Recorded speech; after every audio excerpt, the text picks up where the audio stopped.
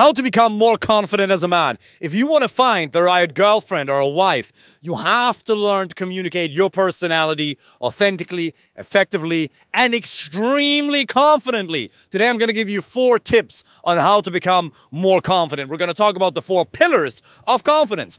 The first one is competence. You have to develop a skill set. There is nothing wrong with you as a man. You simply lack a skill set. You don't know how online dating works. You simply don't know yet how to build attraction. But that's not a problem. It's not because some traumatic event happened to you or your parents didn't hug you enough when you were a child. You simply lack a skill set. Gunther Schmidt, one of Germany's best psychologists, he always talks about the fact that it's not the traumatic event that happened in the past that is now the cause of any given symptom. There is no cause and effect relationship between something that happened in the past and a symptom, like a lack of confidence, you're experiencing right now. That is not to say that what happened in the past doesn't matter. Absolutely, we have to appreciate it and we should heal it. And therapy is amazing. He's a therapist himself, for God's sake. But it is ultimately unmet needs in the present. We can disprove the fact that your uncle didn't hug you enough when you were a child and now you lack confidence very simply. If there truly was a cause and effect relationship between something that happened in the past and a symptom you're experiencing in the moment, anger, anxiety, depression, or a lack of confidence, well then as long as the cause stays the same, the effect has to stay the same. Now, the cause is in the past. That's going to stay the same forever. You're not going to be able to change that. So you should then, following that logic, always be equally depressed, angry, sad, fearful. Fear being the opposite of confidence. Now, evidently, there have been times in your life where you felt truly confident. So it's not what happened in the past. It is just a skill set. That's competence, and you can develop that. The second source of confidence is your mental and emotional state. Gunther Schmidt, as well as Tony Robbins, talk about the fact that confidence is a mental and emotional state that you can learn to create at any given point in time. You can turn it on. Most men rely on alcohol. They consume a substance, a neurotoxin, that temporarily reduces cortisol. But it messes with your confidence long term because as much as you can BS people, you know that you are relying on an external substance to feel as good as you truly want to feel. There's tools that you can use. I'll give you a couple here to turn on the most empowering mental and emotional state. The first one is focus. What do you focus on at any given point in time? Do you focus on getting the number, on exchanging the Instagram, or on doing the approach itself? If I focus on the fact that I have to have a successful interaction, well, then I'm focusing on something that is outside of my immediate realm of control. Therefore, it will produce stress in me. But if you simply focus on what you can control, that's immediately going to make you feel confident. If you have any challenge in your life, in your dating, your relationship life, if you simply ask yourself, what can I control right now? Then that will naturally lead to a sense of control, in other words, confidence within you. Focus is massive, and it's habits of focus. You have habits of focusing on the negative, things that didn't go well. You have a very heavy negative inner dialogue, and that's helped you in your career, your business to an extent. But you have to refuse, as Nathaniel Brandon says, to live in an adversarial relationship with yourself, which turns into the next point, your inner dialogue. How do you talk to yourself? It's Tony Robbins' triad. It's focus, language patterns, and the third one we're going to talk about in a minute. What is the dialogue you have within yourself on a day-to-day basis? You're uttering words to yourself in your own head at any given point in time. And you have forgotten, or maybe nobody's taught you, that the way you feel, how confident you experience yourself to be at any given point in time largely depends on the words you utter in your own mind. You can start uttering new sounds in your head, and that creates a new mental and emotional reality within yourself. You're going to show up in a totally different way on the date. The way you'll create emotions in her is going to be completely different. You are in control of the words you say to yourself in your own head. But it is a habit that you have to establish. And you also have to understand that a little bit of compassion for yourself would be more than adequate. Because a negative inner dialogue is not something that you're born with. Your parents, they put that there.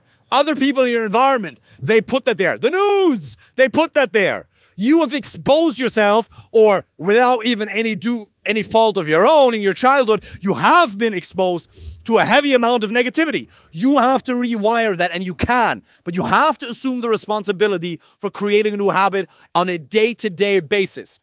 The most important relationship you'll ever have is the one with yourself.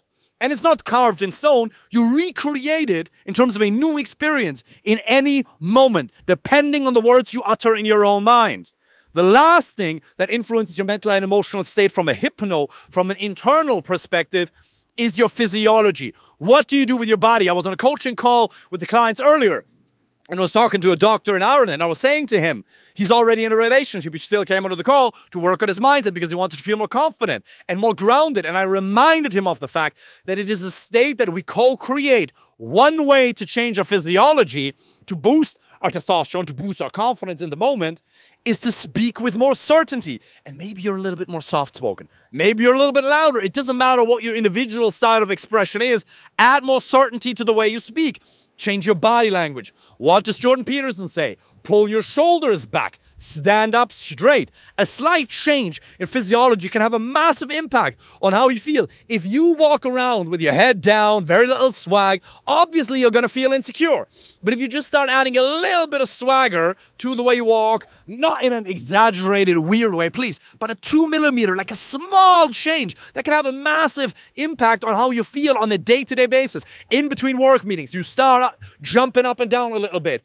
You have very strong workouts. You meditate. You spend time with other male friends. Extremely important as well.